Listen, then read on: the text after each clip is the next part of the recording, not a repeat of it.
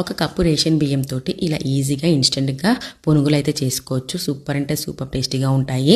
పైన క్రిస్పీగా లోపల సాఫ్ట్గా చాలా బాగుంటాయి. పల్లి చట్నీతోటి కానీ రోటి పచ్చడితో సూపర్ అంటే సూపర్ టేస్టీగా ఉంటాయి. మార్నింగ్ బ్రేక్ఫాస్ట్ లాగా తినచ్చు, అలాగే ఈవినింగ్ స్నాక్స్ లాగా కూడా తినచ్చు.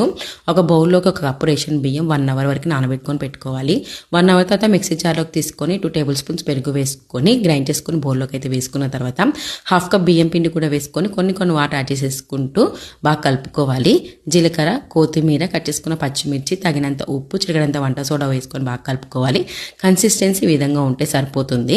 స్టవ్ వెలిగించి డీప్ ఫ్రై సరిపడా ఆయిల్ పెట్టేసి ఆయిల్ హీట్ ఎక్కాక మీడియం ఫ్లేమ్లో పెట్టేసి చిన్నగా పునుగులు అయితే వేసేసుకొని మీడియం ఫ్లేమ్లోనే క్రిస్పీగా అయిన వరకు ఫ్రై చేసుకొని ఒక ప్లేట్లోకి అయితే తీసుకోవాలి. మిగతా పునుగులు కూడా అలాగే ప్రిపేర్ చేసుకొని ఒక ప్లేట్లోకి తీసేసుకొని పల్లి చట్నీతోటి కానీ రోటి పచ్చడితో కానీ పైన ఉల్లిపాయలు వేసుకొని నంచుకొని తింటుంటే సూపర్ అంటే సూపర్ టేస్టీగా ఉంటుంది. మీరు కూడా ట్రై చేయండి. వీడియో నచ్చితే లైక్ చేయండి.